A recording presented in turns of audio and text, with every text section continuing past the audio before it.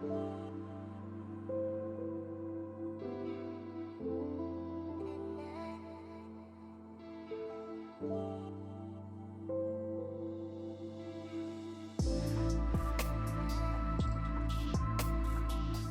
ही auspicious day है, अक्षय तृतीया, जिसके बारे में अभी हमने उन लोग ने अमोद लीला प्रभु जी से सुना।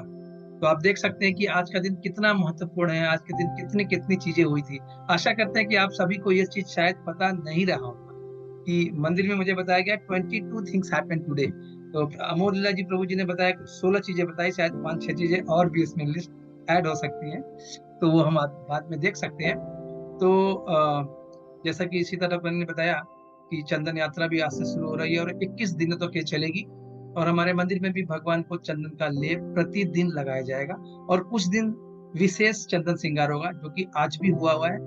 तो आज आप लोग मंदिर में दर्शन कर सकते हैं, चंदन को घिस सकते हैं, भगवान की सेवा करके भगवान का प्रेम प्राप्त कर सकते हैं। तो अभी हम लोग कृष्ण की ओर पुस्तक, आप सभी लोग ने देखा होगा, इसका अंतिम अध्याय परम प्रभु की ओर गमन, और मैंने मार्क किया हुआ था page number 77, first paragraph I have completed on 9 अप्रैल। ठीक है, तो उसका दूसरा पैराग्राफ है यह भौतिक जीवन। आप लोग ओपन कर लीजिए बुक, जिसके पास है, और जिसके पास नहीं है वो पीडीएफ वगैरह में मोबाइल से रेफर कर सकता है। जिसके पास हार्ड कॉपी है वो हार्ड कॉपी को रेफर कर सकता है। Page number 77, second paragraph. Narsingh Shri माता जी, आपके पास है पुस्तक है? यस प्रभु जी। माता जी, तो I think I am right, 9 April को हमने जी माता जी। माता जी आप आगे से शुरू कर सकती हैं, और ज्यादा नहीं है, आज केवल 1-2 पेज ही है, तो हम लोग इसको फिनिश करेंगे। और उसके बाद जैसा कि सीताराम ने बताया कि हम लोग इस पर क्विज लेंगे आज। तो माता जी आप you can start second paragraph माता जी। हरे कृष्णा। यस यस प्रभु जी।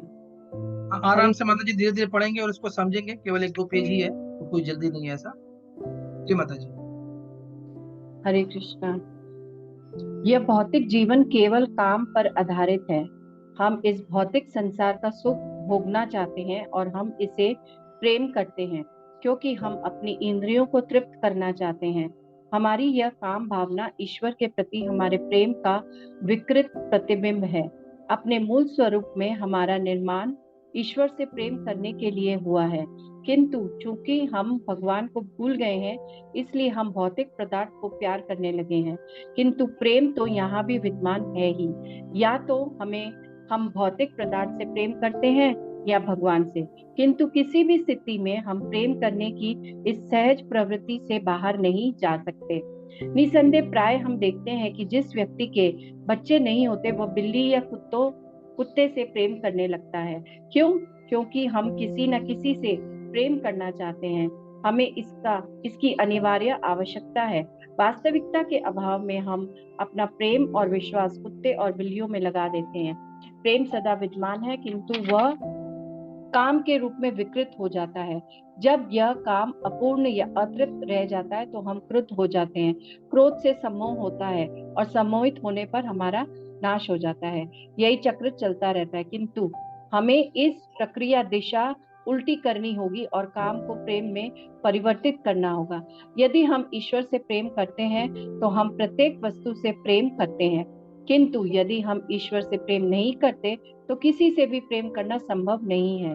हम सोच सकते हैं कि यह प्रेम है, किंतु वह केवल चमकता हुआ काम ही होता है। जो लोग काम के पीछे कुत्तों जैसे पागल हो गए हैं, उनके लिए कहा जाता है कि उनकी सारी सुबुद्धियां मारी गई हैं। ऐसे ही लोगों के लिए भगवत गीता में कामस्त स्ते हर्त ज्ञान कहा गया है। रुकिएगा माता जी रुकिए। ओके प्रभु जी। तो इसमें प्रभुपाद जी बताते हैं कि हमारा जो जीवन है वो काम पर ही आधारित है। हम कोई ना कोई प्रकार के कार्य करते ही रहते हैं। आप देख लीजिए, कभी भी ऐसा नहीं होता अगर हम सोते नहीं रहे हैं, तो अगर हम जागते हैं तो कोई ना कोई कार्य करते रहते हैं। या तो पढ़ते रहते हैं, या भगवान के गीत सुनते रहते हैं, या कोई टीवी देखता रहता है, या कोई ऑफिस के काम करता है, कोई घर के काम करता है, किसी से कोई बात करता रहता है, कुछ ना कुछ देखता रहता है, सुनता रहता है। मतलब किसी न किसी प्रकार के हम कार्य में बिजी रहते हैं, क्योंकि ये हमारी प्रवृत्ति है। और जब हम भगवान से प्रेम नहीं करते हैं, हाँ, तो इन सब चीजों में, क्योंकि हम भगवान को भूल गए हैं, भगवान से हमारा विमोह हो गया है, भगवान से हमारा संबंध भूल गए हम, अनेक जन्म जन्मांतर से भगवान को भूल गए हैं, तभी हमारी आज ये स्थिति है कि हम इस भौतिक जीवन में चक्र में, जन्म मृत्यु जरा व्याधि के चक्र में जाते हैं और उसी में फंसते रहते हैं, क्योंकि भगवान से भूलने के कारण ही ये हमारी स्थिति है। तो जब हम भगवान को भूल गए हैं तो हम इस भौतिक जीवन में केवल और केवल संसार का सुख भोग करना चाहते हैं, अपनी इंद्रियां तृप्त करना चाहते हैं, हाँ? तो जो बताते हैं कि ये जो काम भावना है जो भौतिक जीवन में हम देखते हैं, ये भगवान से प्रेम का विकृत रूप है, जस्ट उसका अपोजिट। जो हम भगवान से प्रेम करते हैं वो भी एक काम है, हाँ, लेकिन जो इस भौतिक जीवन में जो करते हैं उसका विकृत रूप है, खराब रूप है। तो हमारा मूल रूप जो क्या है, हमारा मूल रूप में क्या है कि हम भगवान से प्रेम करने के लिए है, हम भगवान के अंश हैं। ममई वांसो जीवलोके जीव भूता सनातन। अंश का कार्य है अंशी से प्रेम करना, हाँ, जैसे एक बच्चा होता है ना, वो अपनी माता से प्रेम करता है, हाँ, पिता से प्रेम करता है। तो हमारे जो परम पिता है भगवान है, हम भगवान से हमेशा प्रेम करते रहते हैं, लेकिन जब हमसे संबंध विच्छेद हो जाता है, जब उनको भूल जाते हैं, तब हमारी ये स्थिति होती है कि हम भौतिक जीवन में जन्म मृत्यु जरा व्याधि के चक्र में फंस जाते हैं और यहीं पर इंद्र तृप्ति करना चाहते हैं और तमाम तरह के विकृत कार्य करते हैं, भगवान से प्रेम न करके और चीजों में हम अपना सारा कार्य लगाते हैं। क्योंकि हम भगवान को भूल गए हैं, इसलिए हम भौतिक पदार्थों से ही प्यार करने लगते हैं, उसी से प्रेम करते हैं। प्रभुपाद जी कहते हैं कि प्रेम तो यहाँ पर भी है, वो है ही है, सब लोग किसी न किसी से प्रेम करता ही है, हाँ। और आगे उन्होंने बताया कि अगर किसी के संतान नहीं है तो वो कुछ जानवर को, पशु को पालता है, कोई कुत्ते बिल्ली भी पालता है। ऐसा भी देखा गया है कि किसी के संतान है तो भी तब भी वो कुत्ते और बिल्ली और अनेक प्रकार के पशु को पालते हैं और उसकी सेवा करते हैं, उससे प्रेम करते हैं, हाँ। आप सब लोग ने देखा होगा आजकल दुनिया में भी बहुत तेजी से लोगों में कुत्ते पालने की प्रथा चल पड़ी है, अनफॉर्चुनेट है बहुत। और ये मतलब सब लोग कुत्ते से प्रेम कर रहे हैं और उनको ये लगता है कि हम कुत्ते को प्रेम करके उसके ऊपर एक एहसान कर रहे हैं। वो निर्जीव, मतलब वो जीव तो है लेकिन वो बोल नहीं सकता, हाँ, हम उसकी सेवा कर रहे हैं, लेकिन सेवा करनी किसकी है ये इनको नहीं पता चल पा रहा है। सेवा तो करनी है क्योंकि हमारा मूल स्वरूप है सेवा करना, हाँ, लेकिन सेवा किसकी करनी है ये इसको भूल चुके हैं, वो नहीं समझ पाते कि किसकी सेवा करनी है। ठीक है, आगे बताते हैं प्रभुपाद जी कि वास्तविकता के अभाव में हम अपना प्रेम और विश्वास कुत्ते और बिल्लियों में लगा देते हैं। तो जैसे मैंने बताया प्रेम तो सदैव है, लेकिन हमें किससे करना है ये हमें समझना पड़ेगा। और आगे बताते हैं कि जब ये काम अपूर्ण या अस्तित्व रह जाता है तो हम क्रुद्ध हो जाते हैं और क्रोध से सम्मोह होता है और सम्मोह होने पर हमारा नाश हो जाता है और यही चक्र जो है चलता रहता है। लेकिन हमें इस प्रक्रिया दिशा उल्टी करनी होगी, हमें भगवान से प्रेम प्राप्त करना पड़ेगा। ये जो हम कर रहे हैं उसका विकृत रूप है, लेकिन हमें करना क्या है, हमें भगवान से प्रेम प्राप्त करना है। और भगवान से प्रेम कब प्राप्त होगा, जब हम हरे कृष्ण महामंत्र का जप करेंगे, हरे कृष्णा कृष्णा कृष्णा हरे हरे, हरे राम राम राम हरे हरे। भगवान से प्रेम प्राप्त करने का एक बहुत सहज और सरल तरीका है भगवान के नाम का कीर्तन करना। हरे कृष्ण महामंत्र जो कलयुग का महामंत्र बताया गया है, इसको हम करेंगे तो भगवान और भगवान में नाम में कोई अंतर नहीं है। तो इस भगवान के नाम का जप करके हम भगवान को पा सकते हैं, भगवान से प्रेम प्राप्त कर सकते हैं, जो हमारे जीवन का परम उद्देश्य है। आगे बताते हैं कि यदि हम ईश्वर से प्रेम करते हैं तो प्रत्येक वस्तु से प्रेम करेंगे। देखिए कितना सुंदर बात है कि हमें भगवान से अगर प्रेम होगा तो चूंकि सब कुछ भगवान का है, हाँ, आगे आप लोग पढ़ेंगे ईशावास्यमिदं सर्वम में भी बताया गया था ईशोपनिषद में। और एक और श्लोक, पहला श्लोक, सॉरी, एक मूल मंत्र जो ईशोपनिषद का भी आएगा, ओम पूर्णमदः, उसमें भी काफी चीजें बहुत अच्छी तरह से बताई गई हैं। तो जब हम भगवान से प्रेम करेंगे तो सब कुछ भगवान का है, तो हम उससे भी प्रेम करेंगे। तो जब हम किसी से प्रेम नहीं करते हैं ना, तो हम एक समझ सकते हैं कि हम भगवान से प्रेम नहीं करते, क्योंकि सब कुछ भगवान का है। अगर हम भगवान से प्रेम करते हैं तो जो जितने भी जीव हैं, 84 लाख योनिया में जितने भी जीव हैं, सब भगवान के ही अंश हैं, हाँ। और उसमें फिर मनुष्य जीवन की तो क्या बात ही करनी है। तो मनुष्य से मनुष्य ईर्ष्या करता है, प्रेम नहीं कर रहा है, क्योंकि वो भगवान से प्रेम नहीं करता। अगर वो भगवान से प्रेम करेगा तो हम भगवान के ही हैं। एक तरह से एक दिन मैं सोच रहा था कि सारे देशों में कभी न कभी कहीं कहीं ना युद्ध चलता रहता है, इंडिया पाकिस्तान में, यूक्रेन में, रसिया में। अगर सब में, और प्रभुपाद जी ने भगवत गीता के उसमें बताया भी है शुरू शुरू में ही, उसमें ये बताया था कि अगर सब में इस भावना हो कि हम भगवान के अंश हैं, तो कभी भी ये लड़ाई झगड़ा नहीं होगा, किसी कंट्री में भी नहीं होगा, क्योंकि हम भी भगवान के अंश हैं। यूक्रेन के वासी हैं, वो भी भगवान के अंश हैं। रसिया वाले वो भी भगवान के अंश हैं। इंडिया वाले वो भी भगवान के अंश हैं, और पाकिस्तान वाले भी भगवान के अंश हैं। हम सभी भगवान के अंश हैं, हम सभी भगवान के पुत्र हैं। तो हम आपस में, हमारा रिलेशन क्या हुआ? भाई भाई का हुआ। और भाई भाई तो आपस में सामान्यतः नहीं लड़ते, तो फिर कैसे कोई युद्ध करेगा?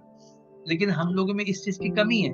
हम लोग नहीं समझते, भगवान से प्रेम नहीं करते, हाँ, सबको भगवान का अंश नहीं मानते। तो इस तरह ये समस्या खड़ी होती है। आगे बताते हैं कि जो लोग काम के पीछे कुत्तों जैसे पागल हो गए, हाँ, उनके लिए कहा जाता है कि उनकी सारी सुबुद्धियां मारी गई हैं। और ऐसे ही लोगों के लिए गीता में कामस्तस्ते हत ज्ञाना कहा गया है।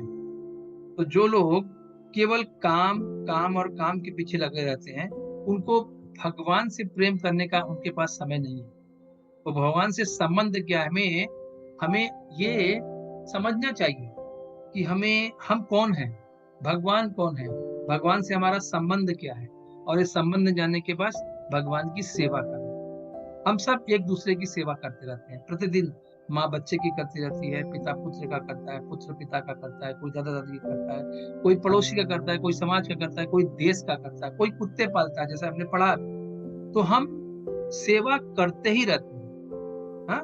लेकिन हमें सेवा किसकी करनी होगी, हमें ये समझना पड़ेगा। और ये जान करके भगवान से अपना संबंध, जो बिछड़ा संबंध है, हाँ, जिसको हम भूल गए हैं, पुनः स्थापित करना पड़ेगा। ठीक है माता जी, आगे पढ़ सकते हैं। नरसिंह से माता जी।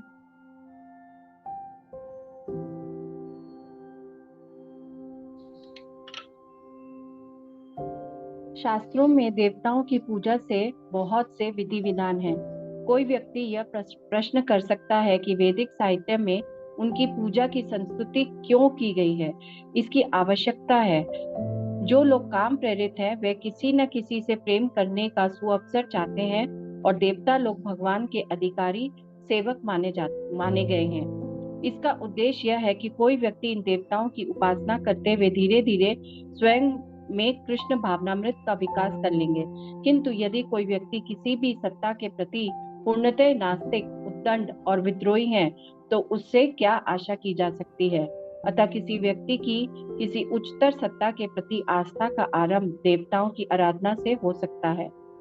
किंतु यदि हम सीधे परम प्रभु श्री कृष्ण की उपासना करें, तो देवताओं की आराधना की कोई आवश्यकता नहीं है। जो लोग सीधे परम प्रभु की उपासना करते हैं, वे देवताओं के प्रति पूरा सम्मान का भाव रखते हैं, किंतु उन्हें देवताओं की आराधना करने की आवश्यकता नहीं है, क्योंकि वे जानते हैं कि देवताओं के पीछे सर्वोच्च अधिकारी सर्वशक्तिमान परम प्रभु भगवान श्री कृष्ण ही है, और वे उनकी उपासना में लग जाते हैं। प्रत्येक स्थिति में आस्था और सम्मान भाव तो रहता ही है। श्री कृष्ण का भक्त तो चींटी का भी आदर करता है, फिर देवताओं के लिए तो कहना ही क्या है। भक्त जानता है कि प्रत्येक जीव का ही अंश है, और वह भिन्न भिन्न भूमिकाएं निभा रहा है। ठीक है माता जी, रुकिए। तो हमने देखा कि शास्त्रों में भी देवताओं की पूजा के विधि विधान बताए गए हैं। जैसे बताते हैं कि चंद्र देव की पूजा करने से आप चंद्र लोक जा सकते हैं। एक यज्ञ होता है, अष्टोम अष्टोम यज्ञ, I think if not forgetting, अष्टोम यज्ञ ऐसे कुछ होता है। वो जो करता है वो स्वर्ग को प्राप्त होता है। चंद्रलोक की जो पूजा करता है चंद्रलोक को जाता है। ब्रह्मा जी की पूजा करते हैं ब्रह्मलोक को जाते हैं, हाँ। ऐसे करके बहुत से देवी देवताओं की भी लोग पूजा करते हैं और उनको प्राप्त करते हैं। ठीक है, लेकिन बताते हैं कि इसकी आवश्यकता नहीं है, हाँ। हम सीधे भगवान का उपासना कर सकते हैं, क्योंकि देवी देवता जो कुछ भी आपको वरदान देंगे वो भगवान से प्राप्त करके ही देते हैं, हाँ। कोई व्यक्ति देवी देवताओं के पास क्यों जाता है?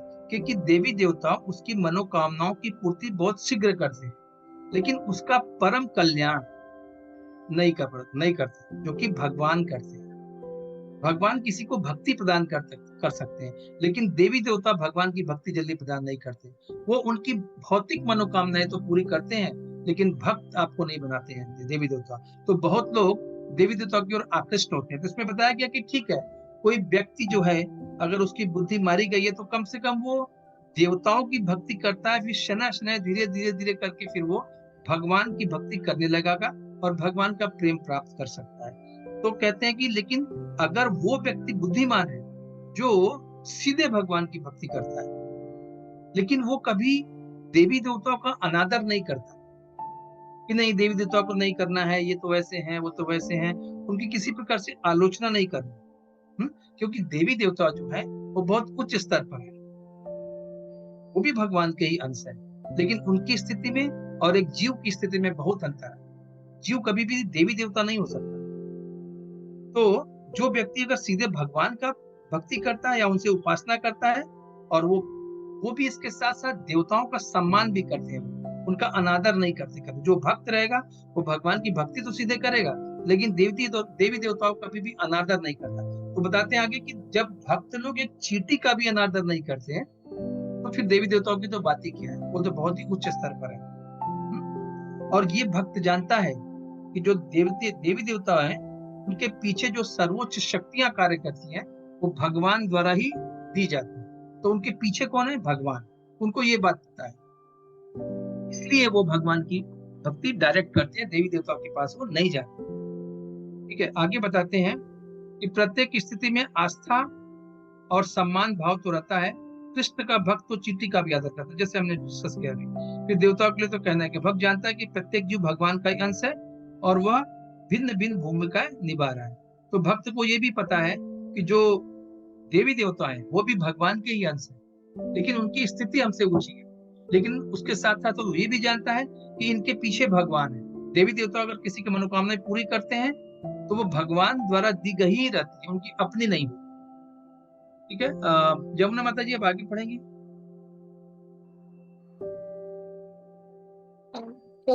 मैं बुक नहीं है। अच्छा, आपके पास बुक नहीं है, ठीक है। अभी किसके पास हिंदी की बुक है? आस्था माता जी आपके पास है? नहीं, आपके पास भी नहीं है। आप पढ़िए, भूमिका माता जी आप पढ़िए। तो मुझे कौन सी लाइन से था, प्लीज एक बार बता दीजिए। माता जी आप पढ़ नहीं रही थी इसका मतलब। प्रभु के प्रभु जी, संबंध 2 में, मिनट की। प्रभु के संबंध के पेज नंबर 79। हाँ, प्रभु के संबंध। Second paragraph. हाँ, यस प्रभु जी। प्रभु के संबंध के दृष्टिकोण से सभी प्राणी सम्मान के पात्र हैं, इसलिए भक्त दूसरों को प्रभु कहकर संबोधित करता है। प्रभु का मतलब है मेरे प्रिय स्वामी। नम्रता प्रभु के भक्त की एक विशेषता है। भक्त दयालु और आज्ञाकारी होते हैं और उनमें सभी सद्गुण होते हैं। सारांश यह है कि यदि कोई व्यक्ति भगवान का भक्त बन जाता है तो उसमें समस्त सद्गुण स्वतः विकसित हो जाएंगे। जीव अपने मूल स्वरूप में पूर्ण है, किंतु काम दोष से वह दूषित हो जाता है। सोने का छोटे से छोटा खंड भी सोना ही होता है। इसी प्रकार पूर्ण ब्रह्म का अंश जीव भी पूर्ण ही होता है। ओम पूर्णमदः पूर्णमिदं पूर्णात् पूर्णमुदच्यते पूर्णस्य पूर्णमादाय पूर्णमेवावशिष्यते अवशिष्यते। भगवान पूर्ण हैं, वे परिपूर्ण हैं, अतः उनसे उद्भूत चीजें और यह दृश्यमान जगत भी सब प्रकार से पूर्ण है। जो परम पूर्ण से उत्पन्न होता है वह भी स्वयं में पूर्ण होता है। उस पूर्ण से अनेक पूर्ण इकाइयां उत्पन्न होने पर भी वे पूर्ण ही शेष रहते हैं। श्री ईशोपनिषद मंगलाचरण। भौतिक पदार्थ के संग दोष से प्रभु का पूर्णांश रूप यह जीव अधः पतित हो जाता है, किंतु कृष्ण भावनामृत की इस प्रक्रिया से यह पूर्णत्व को प्राप्त कर लेगा। इस भावना से वह वास्तव में सुखी हो सकता है और इस भौतिक शरीर को छोड़ने के पश्चात उस परम धाम में प्रवेश करता है जहाँ शाश्वत जीवन, पूर्ण आनंद और पूर्ण ज्ञान है। ओके माता जी, थैंक यू। आपने श्लोक भी अच्छे से पढ़ा। तो आगे बताते हैं कि प्रभु के संबंध के दृष्टिकोण से, मतलब भगवान के संबंध के दृष्टिकोण से अगर देखा जाए तो सभी प्राणी सम्मान के पात्र हैं। इसलिए इस कौन में हम एक दूसरे को प्रभु कर। जब हम प्रभु करके बुलाते हैं तो उसका अर्थ क्या होता है? मेरे प्रिय स्वामी, ऐसा बताते हैं प्रभुपाद जी। और भक्त जो है वो दयालु और आज्ञाकारी होता है, और उसमें सभी सद्गुण भी आ जाते हैं। अगर वो भक्ति करता है तो भक्त दयालु, आज्ञाकारी, और उसमें सभी प्रकार के सद्गुण भी आ जाते हैं।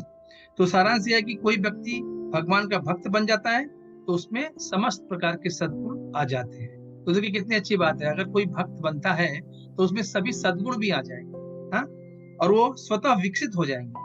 तो जीव अपने मूल स्वरूप में पूर्ण है, किंतु काम दोष से वह दूषित हो जाता है। सोने का छोटा से छोटा खंड भी सोना ही होता है। इस प्रकार पूर्ण ब्रह्म का अंश जीव भी पूर्ण होता है। तो ईशोपनिषद में मंगलाचरण में बहुत ही महत्वपूर्ण श्लोक है, इसको आप लोग प्रयास करिएगा याद करने के लिए। ओम पूर्णमद पूर्णमिदम पूर्णात पूर्णमुदच्यते पूर्णस्य पूर्णमादाय पूर्णमेव अवशिष्यते। इसमें बताते हैं कि भगवान पूर्ण है और वे परिपूर्ण है।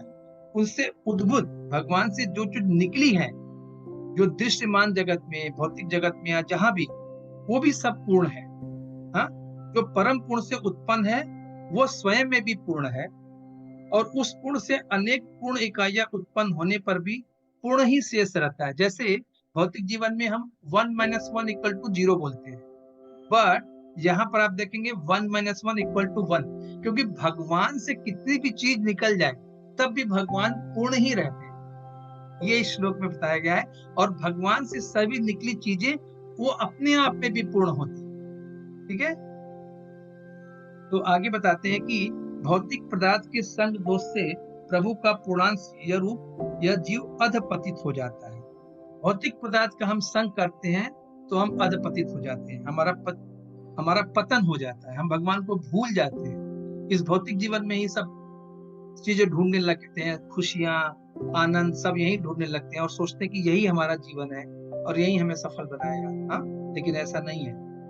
तो इस भावना से हो जाता है, वास्तव में वो सुखी हो सकता है इस भौतिक शरीर को छोड़ने के पश्चात उस परम धाम में प्रवेश करता है। नहीं सॉरी, किंतु कृष्ण भावनामृत की इस प्रक्रिया से वह पुनः पूर्णत्व को प्राप्त कर लेगा। तो हम अधपतित तो हो जाते हैं, लेकिन अगर कृष्ण भावनामृत की प्रक्रिया में भगवान की भक्ति करते हैं, अपना भावना कृष्ण भावनामृत रखते हैं, तो हमारा पुनः हम भगवान की ओर प्रवेश कर सकते हैं, जहाँ शाश्वत जीवन, पूर्ण आनंद और पूर्ण ज्ञान है।